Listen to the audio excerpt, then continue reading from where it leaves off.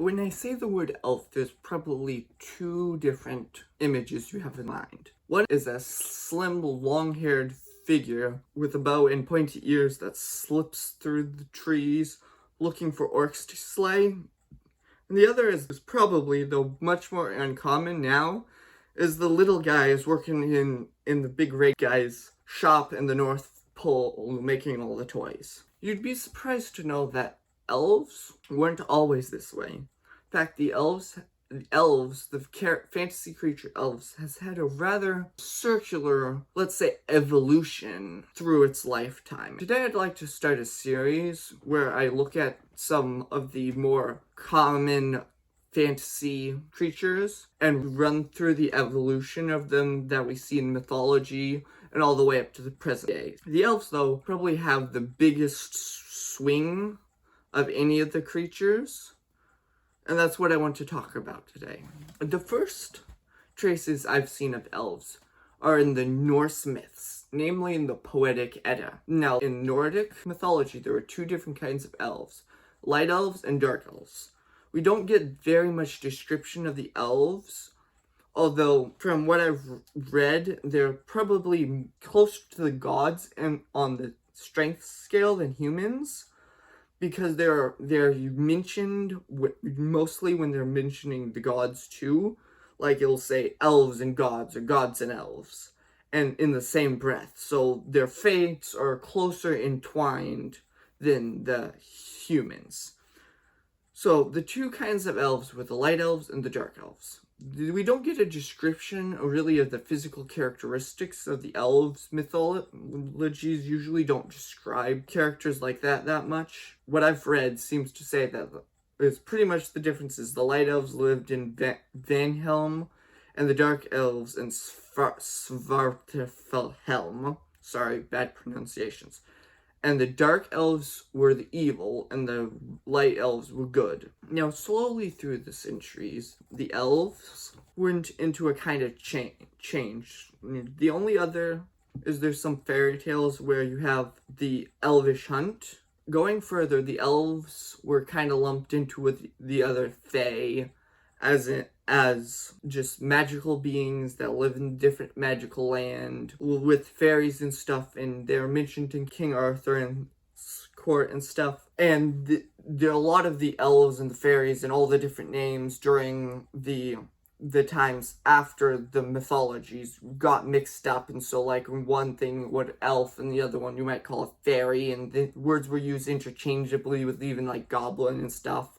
So we didn't have the strict, like, categorical races we have now. But one thing that happened is all the creatures started shrinking. I'm not exactly sure why, but I'm pretty sure it's because more things were found out among the world, and you really couldn't have like a hidden island where the elves lived or whatever. During this era, the proud, majestic elves that went on great wild hunts and were mentioned in the same phrases as gods dwindled to tricksters who would steal babies from cribs and take them to their elven mounds, or actually, like elves and the shoemaker, just be common worksmen, though I've always thought elves and the shoemaker should be like dwarves and the shoemaker and leprechauns and the shoemaker. But anyway, if they weren't small, you had like the elfin maidens whose backs were sometimes hollow and would lure men away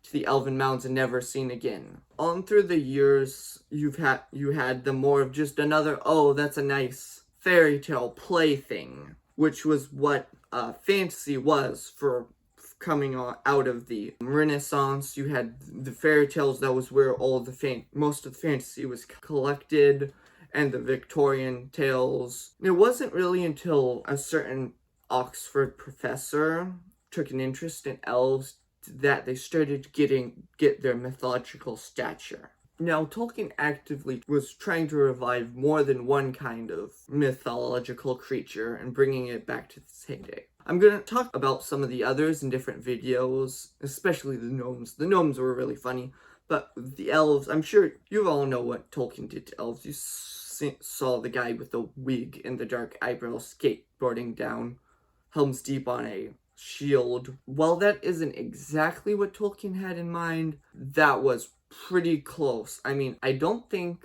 Tolkien ever mentions pointed ears on elves. That's something that was just brought back from the fairy stories and rolled over to the more pre-modern elves of Tolkien. And these elves were aloof, they were magical, they were proud, fair, beautiful. They aren't exactly as the elves today, and they aren't exactly like the old elves, because we don't have any accounts of the mythological elves being necessarily full of wisdom or anything. But that's what Tolkien set them, and it's a really good fit for the stories. And I'm really glad Tolkien did what he did, because the elves in fantasy in general was kind of languishing in children's stories.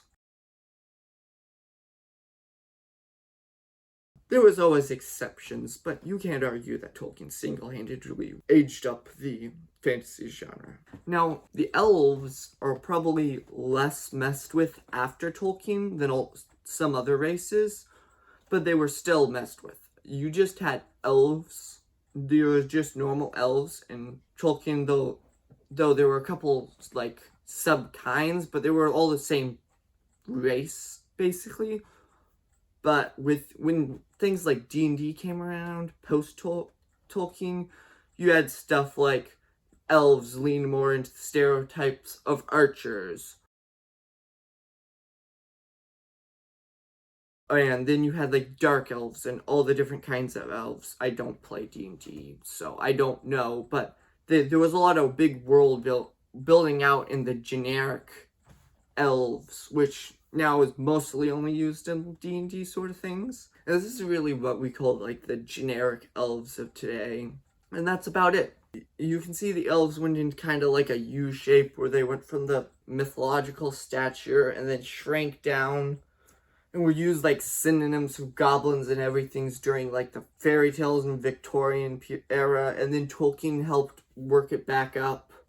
And then we end at the highest point again with post-Tolkien elves. So sadly, elves and dwarves in more modern fantasy have fallen out of favor. Sure, they'll come back eventually, but they're not used as much other than like in video games. But that's it. Thank you for watching. I'm working on others going forward, so please subscribe if you want to see them. See you in the next video. Bye.